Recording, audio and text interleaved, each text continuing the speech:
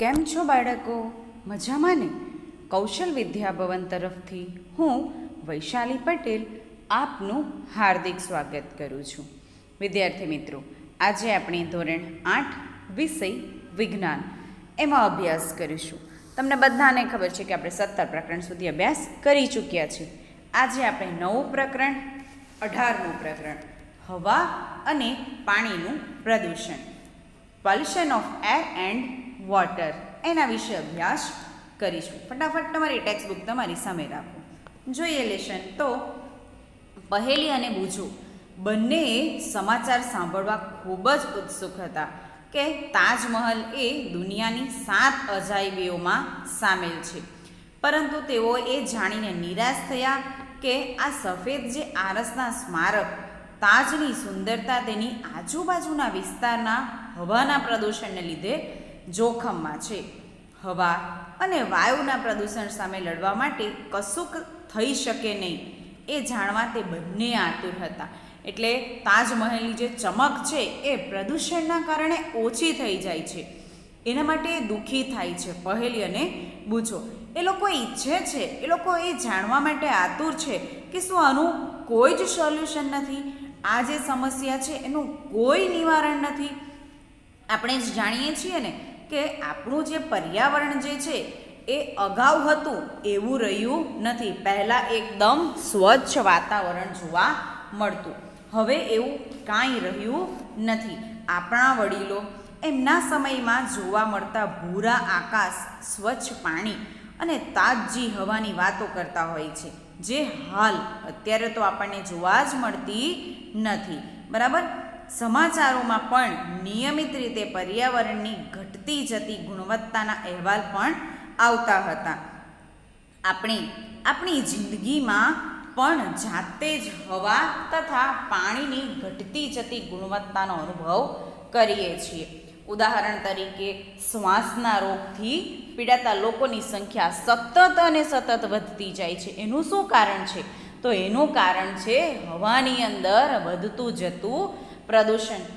એ કલ્પના કરતાં જ ધ્રુજી છૂટે, અથવા તો એની કલ્પના કરીએ ને એટલે આપણને ધ્રુજારી આવી જાય કે યુદ્ધ, હવા તથા પાણી સંપૂર્ણ રીતે ઉપલબ્ધ જ નહીં હોય. અગાઉના ધોરણમાં તમે હવા તથા પાણીના મહત્ત્વ વિશે શીખી ગયા છો. આ જ પ્રકરણની અંદર આપણે આપણી આજુબાજુ થતા નુકસાનકારક ફેરફારો તથા આપણા જીવન પર એની અસરો શું થાય છે એના વિશે આપણે ચર્ચા કરીશું. તો સૌપ્રથમ જોઈએ હવાનું પ્રદૂષણ, એર પોલ્યુશન. ખોરાક વગર આપણે થોડી સમય ટકી શકીએ, પણ હવા વિના આપણે થોડી મિનિટો પણ ટકી શકતા નથી.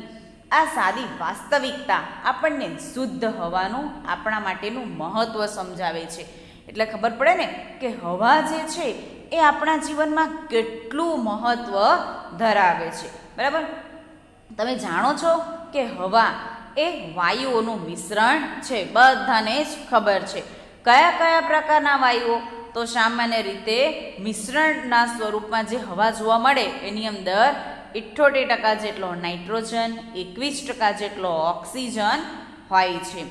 ખૂબ ઓછા પ્રમાણમાં carbon dioxide, argon, methane, ozone અને પાણીની વરાળ પણ આપણે ત્યાં હવાની અંદર રહેલી હોય છે. બરાબર. એના માટે એક પ્રવૃત્તિ જોઈએ. પ્રવૃત્તિ 18.1. ધુમાડા કાઢતી ઈંટની ભઠ્ઠી પાસેથી નીકળતી વખતે તમે તમારા નાકને ઢાંક્યું હશે. ઢાંક્યું જ છે ને?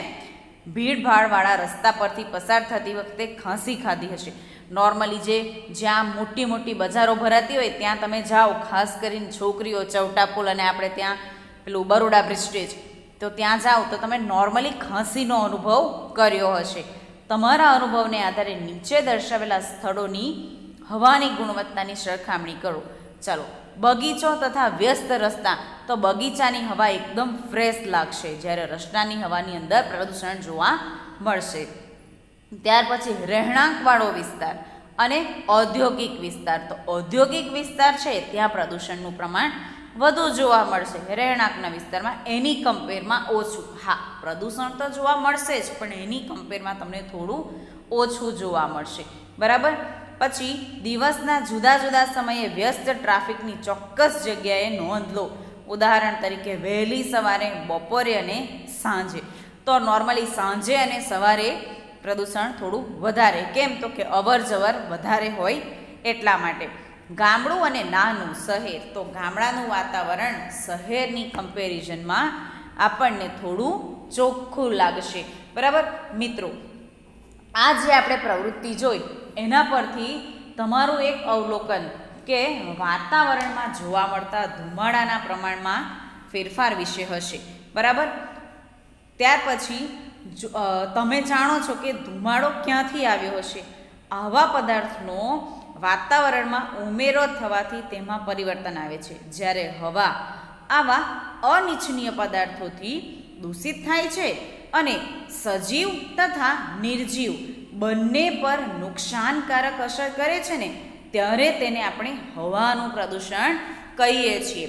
એટલે એવા ધુમાડા, એવો કચરો, એવી રજકણ જે આપણે નથી ઈચ્છતા છતાં પણ વાતાવરણની અંદર ભળે છે, તો એને આપણે હવાનું પ્રદૂષણ કહીએ છીએ. તમને બધાને ખબર જ છે આ વાત. હવે હવાના પ્રદૂષણ વિશે તો ચર્ચા કરી, પણ હવા કઈ રીતે પ્રદૂષિત થાય છે એના વિશે તો જોઈએ. તો જે પદાર્થો હવાને પ્રદૂષિત કરે છે ને એને આપણે વાયુ પ્રદૂષકો કહીએ છીએ.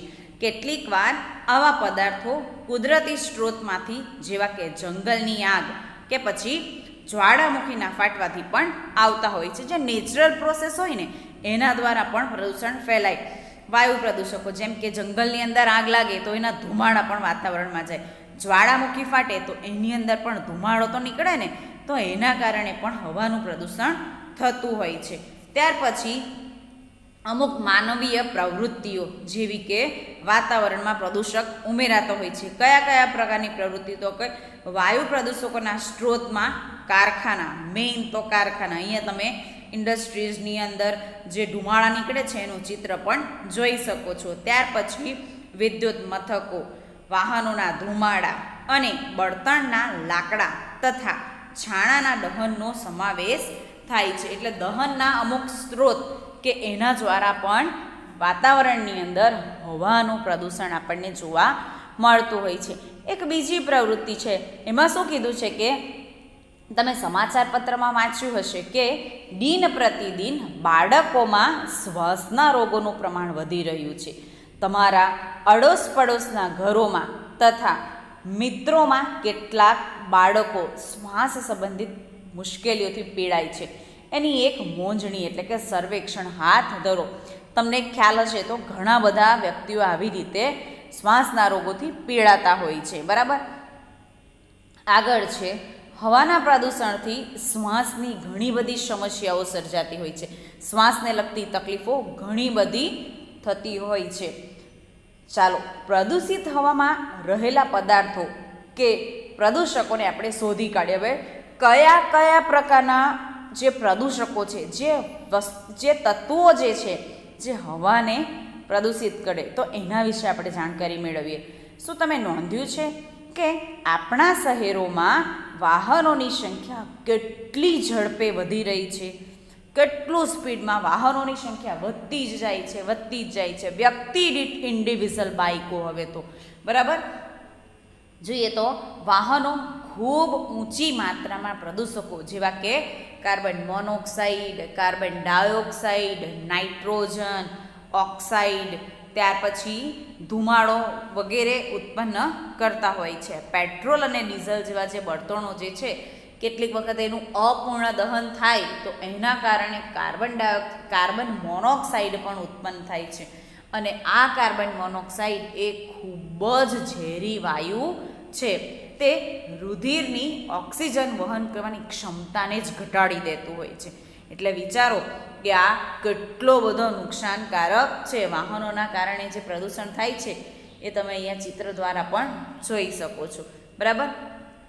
તમે જાણો છો, દિલ્હીમાં એક નોંધણી થયેલી કે વાહનોની જો એકની પાછળ એક લાઈન કરવામાં આવે ને તો એની લંબાઈ વિશ્વની સૌથી લાંબી બે નદીઓ નાઇલ અને એમેઝોનની કુલ લંબાઈ જેટલી જ અંદાજિત થાય છે. એટલે વિચાર કરો કે આપણે ત્યાં કેટલા બધા વેહિકલ્સો ને બધું જોવા મળતું હશે કે જેની લંબાઈ એટલે એક બાઇકની પાછળ એ બીજી બાઇક, એવી રીતે જો આપણે એને મૂકવામાં આવીએ ને તો જે સૌથી લાંબી નદી નાઇલ નદી અને એમેઝોન નદી છે ને એના જેટલું એનું ડિસ્ટન્સ તમને જોવા મળતું હોય છે. તો વિચારો કે કેટલું વાહન વધી રહ્યું છે. બરાબર.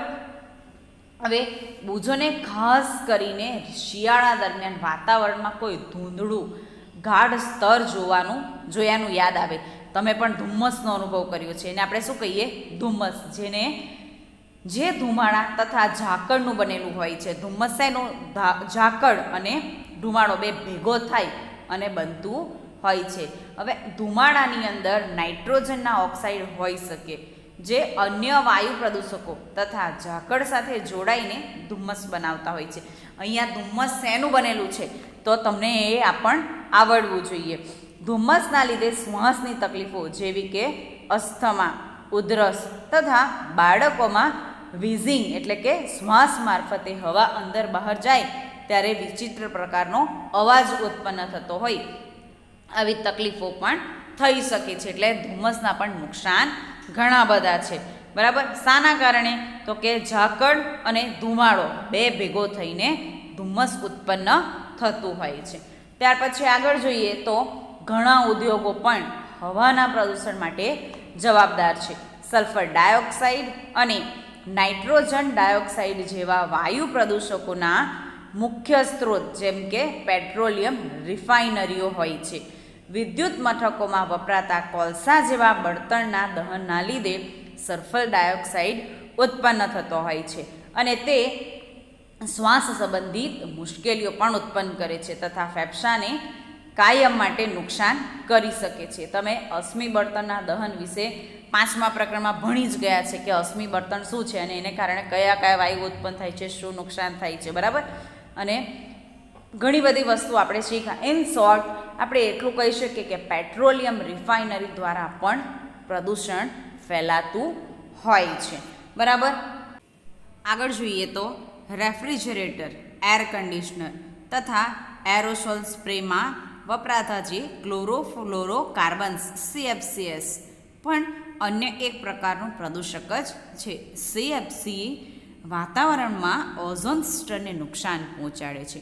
હવે તમને બધાને ખબર છે કે આ જે ઓઝોન સ્તર જે છે એ સૂર્યમાંથી નીકળતા પારજાંબલી અલ્ટ્રાવાયોલેટ કિરણોથી ઓઝોન સ્તર આપણને બચાવે છે. શું તમે ઓઝોન છિદ્ર વિશે સાંભળ્યું છે? ગયા વર્ષે પણ મેં તમને શીખવ્યું હતું. એ વિશે તમે જાણકારી મેળવવાની કોશિશ કરો. સારી વાત તો એ છે કે હવે CFCને બદલે ઓછા નુકસાન કરવાવાળા પદાર્થો વપરાય છે. સામાન્ય રીતે આ જે CFCs જે છે એનું પ્રમાણ જો સતત વધતું જાય તો ઓઝોન સ્તરના જે લેયર છે એની અંદર ગાબડું પડતું જાય છે. એ ગાબડું પડે એટલે અલ્ટ્રાવાયોલેટ કિરણો સીધા પૃથ્વી ઉપર આવે અને એના કારણે આપણને વિશિષ્ટ પ્રકારના ચામડીના અને સ્કિનને લગતા રોગો થયેલા જોવા મળે છે. એટલે CFCs એ આપણને ઘણું બધું નુકસાનકારક છે. આગળ જોઈએ તો ઉપર દર્શાવેલા વાયુઓ ઉપરાંત ડીઝલ અને પેટ્રોલને બળતણ તરીકે વાપરતા વાહનો પણ સૂક્ષ્મ કણો ઉત્પન્ન કરે છે. એટલે આપણે જે ડીઝલ અને પેટ્રોલથી ચાલતા વાહનો જે છે એ જ્યારે બંધ થાય, સળગે, ત્યારે એની અંદરથી નાના નાના રજકણો, સૂક્ષ્મ કણો ઉત્પન્ન થતા હોય છે અને હવામાં લાંબા સમય સુધી એ નિલંબિત એટલે જળવાયેલા એની અંદર રહેલા હોય છે. બરાબર. તેઓ દૃશ્યતા ઘટાડે છે એટલે વિઝિબિલિટી, જોવા માટેની ક્ષમતા જે છે એને ઘટાડે છે. જ્યારે તે શ્વાસમાં જાય ને ત્યારે રોગ ઉત્પન્ન થતા હોય છે. સ્ટીલની બનાવટમાં તથા ખાણ ઉદ્યોગમાં આવા કણો ઉત્પન્ન થતા હોય છે. વિદ્યુત મથકો રાખના સૂક્ષ્મ કણો પણ પેદા કરે છે જે વાતાવરણને પ્રદૂષિત બનાવતું હોય છે. એક પ્રવૃત્તિ છે 18.3 ઉપર દર્શાવેલા પ્રદૂષકોનો ઉપયોગ કરીને કોષ્ટક બનાવો. નીચેના કોષ્ટકમાં તમે વધુ માહિતી પણ ઉમેરી શકો. અહીંયા તમારે વાયુ પ્રદૂષકો, સ્ત્રોત અને એની અસર આ પ્રવૃત્તિ તમારે જાતે કરવાની રહેશે. બરાબર. કયા કયા પ્રકારના પ્રદૂષકો તમે અહીંયા અત્યાર સુધીમાં જે ભણ્યા એની અંદરથી પણ આનું તારણ કાઢી શકો છો. આપણે હવે નવો ટૉપિક જોઈએ, Taj Mahal case study. Case study Taj Mahal. છેલ્લા 2 દાયકાથી ભારતમાં પ્રવાસીઓનું મથક, આકર્ષણ એવો ખૂબ પ્રખ્યાત આગ્રામાં આવેલો તાજમહલ જે ચિંતાનો વિષય બન્યો છે. હવે કેમ ચિંતાનો વિષય બન્યો છે? તો નિષ્ણાંતોએ ચેતવણી આપી છે કે હવામાં રહેલા જે પ્રદૂષકો જે છે એના કારણે આ જે સફેદ આરસની ચમક જે છે, તાજમહલ જેનાથી બનાવવામાં આવ્યો છે એ આરસ પથ્થરોની ચમક એ ઝાંખી થઈ રહી છે. એટલે કે પ્રદૂષિત હવાથી ખાલી સજીવો જ પ્રભાવિત થાય છે એવું નથી, પરંતુ નિર્જીવ વસ્તુઓ જેવી કે ઇમારતો, સ્મારકો અને પ્રતિમાઓને પણ ઝાઝી અસર થાય છે. બરાબર. એટલે વિચાર્યું મિત્રો કે કેટલું પ્રદૂષણના કારણે ઘણું બધું સજીવ અને નિર્જીવ બંનેને નુકસાન થતું હોય છે. આગ્રા અને એની આજુબાજુ આવેલા ઉદ્યોગો જેવા કે કેરબર પ્રોસેસિંગ, વાહન ઉદ્યોગ, રસાયણો અને ખાસ કરીને Mathura oil refinery sulphur dioxide અને નાઇટ્રોજન ડાયોક્સાઇડ ઉત્પન્ન કરવા માટે જવાબદાર છે. એટલે આ બધી ઇન્ડસ્ટ્રીઝ અને બધી રિફાઇનરીઓ જે છે એ ગેસીસ ઉત્પન્ન કરે છે જેવા કે સલ્ફર ડાયોક્સાઇડ અને નાઇટ્રોજન ડાયોક્સાઇડ, અને એ વાતાવરણને ઘણું બધું નુકસાન પહોંચાડે છે. બરાબર. હવે વાતાવરણની અંદર જે રહેલી પાણીની વરાળ સાથે જો આ વાયુઓ ભળે ને તો આ પ્રક્રિયા કરીને એ સીધું સલ્ફ્યુરિક એસિડ તથા નાઇટ્રિક એસિડ બનાવે. જોજો ફરીથી કહું છું, વાતાવરણની અંદર જો નાઇટ્રોજન છે, નાઇટ્રોજન ડાયોક્સાઇડ, એ નાઇટ્રોજન ડાયોક્સાઇડ પાણી સાથે રિએક્શન કરે અને નાઇટ્રિક એસિડ બનાવે છે. એવી જ રીતે સલ્ફર ડાયોક્સાઇડ જે છે એ હવા સાથે ભળીને, ભેજવાળી હવા સાથે ભળીને સલ્ફ્યુરિક એસિડ બનાવે છે. અને આ બંને એસિડ વર્ષા સ્વરૂપે એ આપણને જમીન ઉપર એટલે કે નીચે પડતા હોય છે. અને આ એસિડ વર્ષાના લીધે સ્મારકનો આરસ ખવાઈ જતો હોય છે. અને આ ઘટનાને આરસનું કેન્સર, માર્બલ કેન્સર તરીકે પણ હવે તો ઓળખવામાં આવ્યું છે.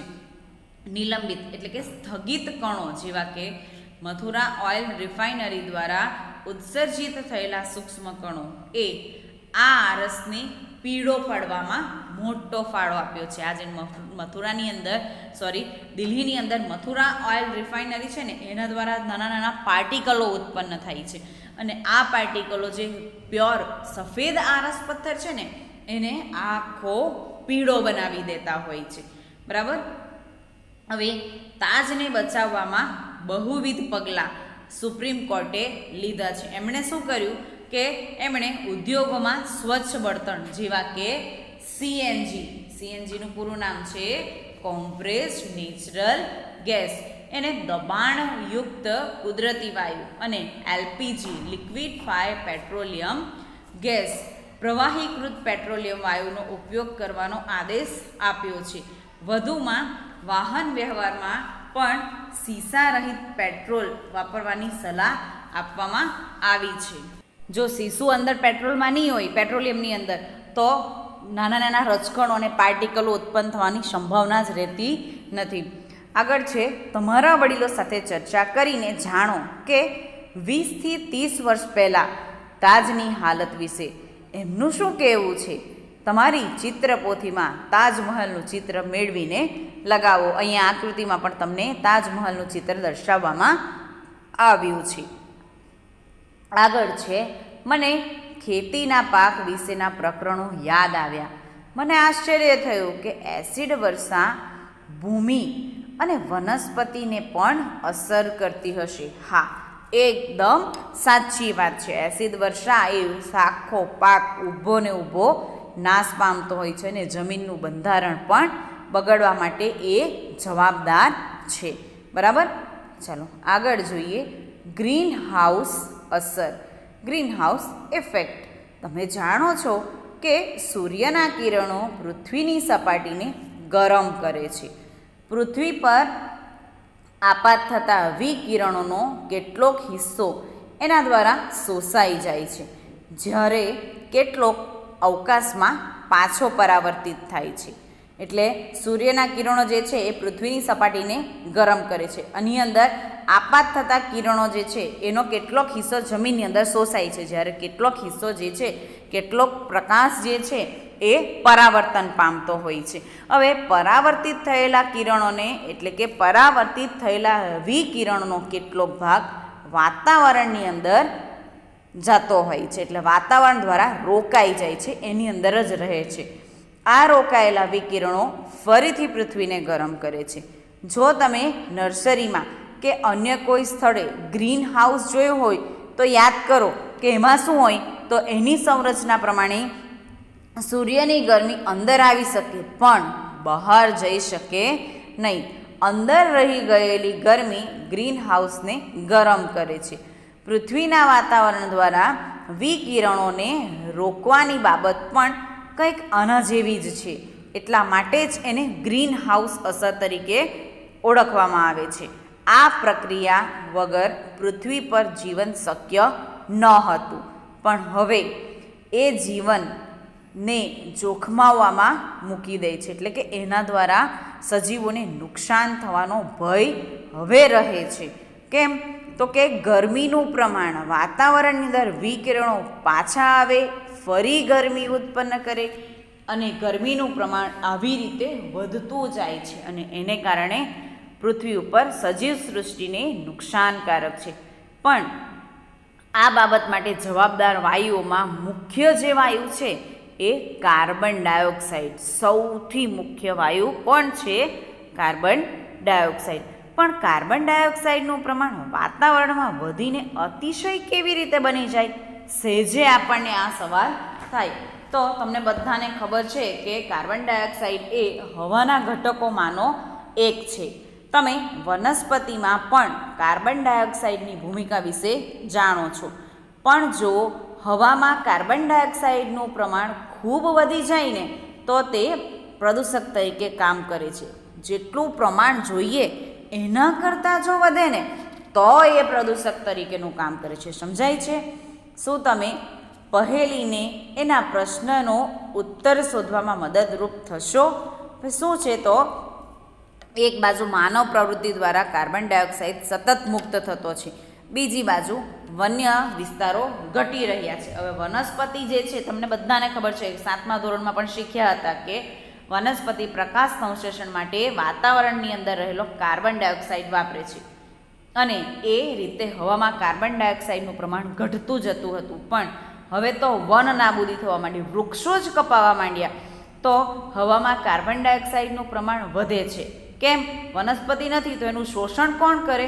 બરાબર, વનસ્પતિઓ કાર્બન ડાયોક્સાઇડને વાપરવા માટે સક્ષમ જ નથી, અને એની સંખ્યા, વનસ્પતિની સંખ્યા ઘટે, એની ઓપોઝિટ કાર્બન ડાયોક્સાઇડની સંખ્યા વધતી જાય છે. બરાબર, આમ માનવ પ્રવૃત્તિઓ વાતાવરણની અંદર કાર્બન ડાયોક્સાઇડનો જે જથ્થો છે એને જમા કરવામાં ફાળો આપે છે.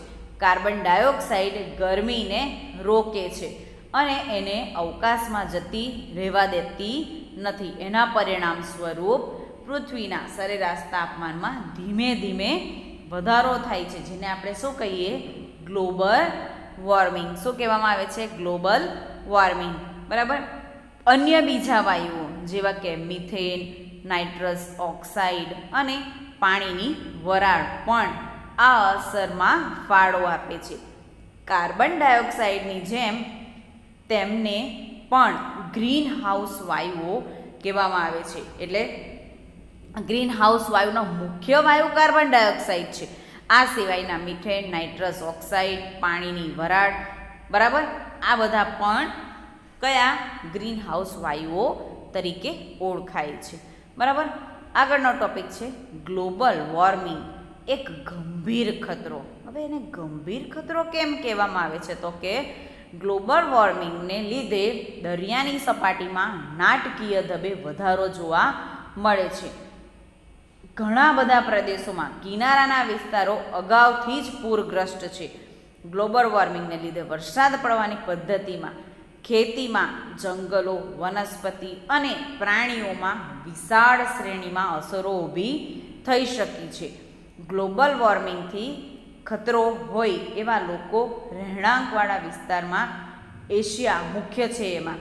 અને હાલ આબોહવાના પરિવર્તનના અહેવાલ મુજબ આપણે ગ્રીન હાઉસ વાયુઓના આ વર્તમાન સ્તરને જાળવી રાખવા ખૂબ ઓછો સમય આપેલો છે. નહીતર આ સદીના અંત સુધીમાં તાપમાન સરેરાશ 2 ડિગ્રી સેલ્સિયસ જેટલું વધી જશે, જે ખરેખર ભયજનક સ્તર માનવામાં આવે છે. એટલે ખાસ કરીને ગ્લોબલ વોર્મિંગની બીજી પણ ઘણી બધી ઇફેક્ટ અહીંયા તમને આપી છે. એને કારણે માનવ જીવન જે છે એ ખતરામાં મુકાશે એવું કહેવામાં આવ્યું છે. આગળ છે, વિશ્વભરની સરકાર માટે ગ્લોબલ વોર્મિંગ એ ચિંતાનો વિષય છે. ઘણા બધા દેશોએ ગ્રીન હાઉસ વાયુઓનું ઉત્સર્જન ઘટાડવાના કરાર કર્યા હતા. એટલે કે એક કરાર કર્યો, મૈત્રી.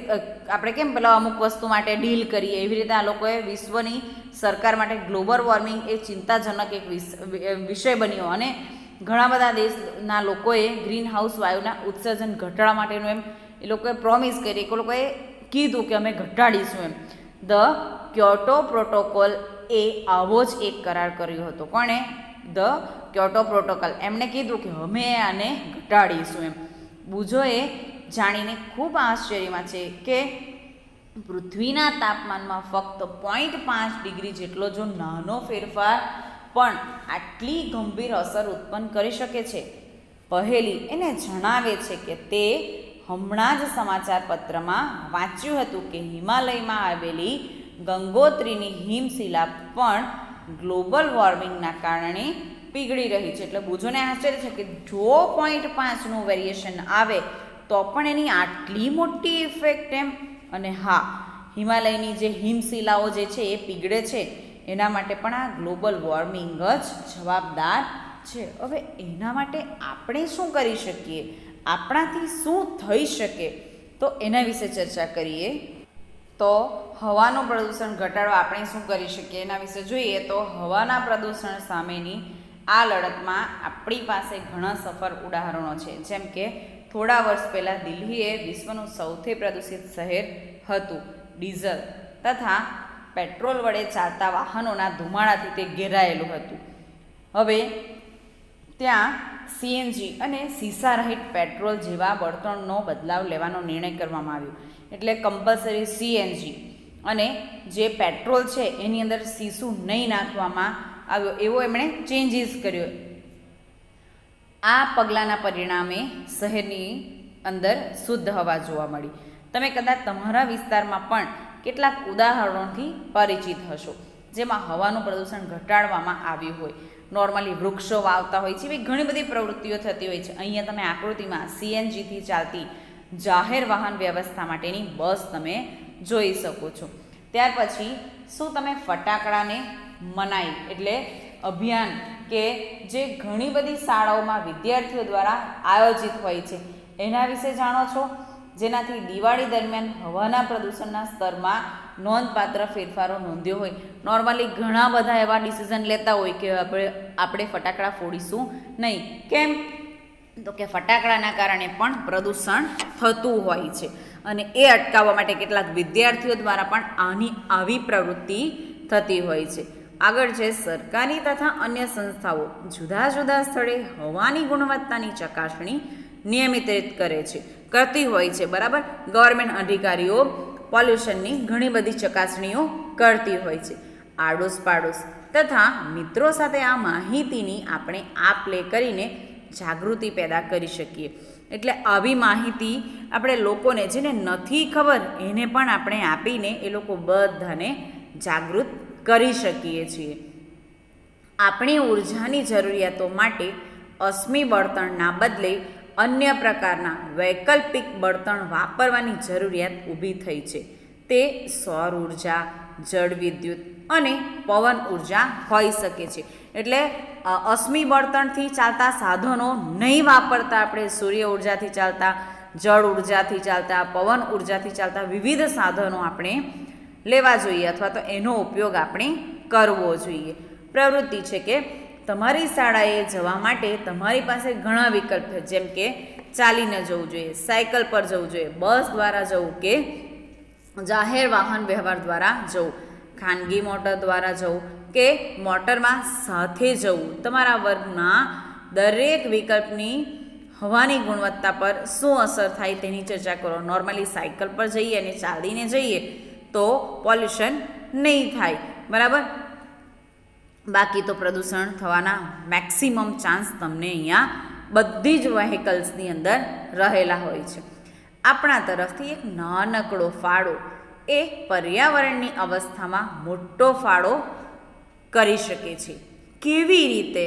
તો આપણે વૃક્ષો વાવીએ તથા જે આડોશ પાડોશમાં હોય છે ને એને પણ આપણે વૃક્ષો વાવવા માટે કહીએ અને એના જતન કરવા માટે, એના ઉછેર કરવા માટેની સલાહ આપી શકીએ છીએ. શું તમે વન મહોત્સવ વિશે જાણો છો, જેમાં દર જુલાઈમાં લાખો વૃક્ષો વાવવામાં આવે છે? અહીંયા તમે એક ચિત્ર આપ્યું છે, એની અંદર બાળકો દ્વારા વૃક્ષારોપણ થઈ રહ્યું છે, એ ચિત્ર જોઈ શકો છો.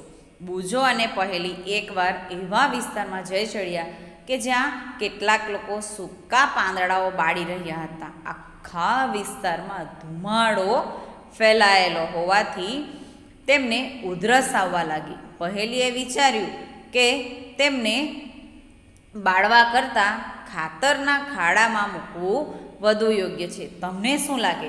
તો એ લોકોની વાત એકદમ સાચી છે. એક તો એ લોકો બાળે તો એનાથી વાતાવરણની અંદર પ્રદૂષણ થાય, હવાનું પ્રદૂષણ થાય, પણ જો એ લોકો ખાતર બનાવવામાં એનો ઉપયોગ કરે તો જમીનની ફળદ્રુપતા પણ વધે છે અને એનાથી કોઈ પણ જાતનું નુકસાન નહીં થતાં આપણને ફાયદો થાય છે અને પાકનું ઉત્પાદન પણ જો આવો ખાતર વાપરીએ તો વધતું હોય છે, બરાબર. એટલે એ લોકોની વિચાર એકદમ સારો અને સાચો છે, બરાબર. ચાલો મિત્રો, અહીં આપણે આ લેશન અધૂરું રાખીએ છીએ. નવા વિડીયોમાં નવા ટૉપિક સાથે ફરી મળીશું. આ વિડીયો તમારે વારંવાર જોવાનો રહેશે. ત્યાં સુધી ઘરે રહો, સુરક્ષિત રહો. Have a wonderful day. Bye મિત્રો.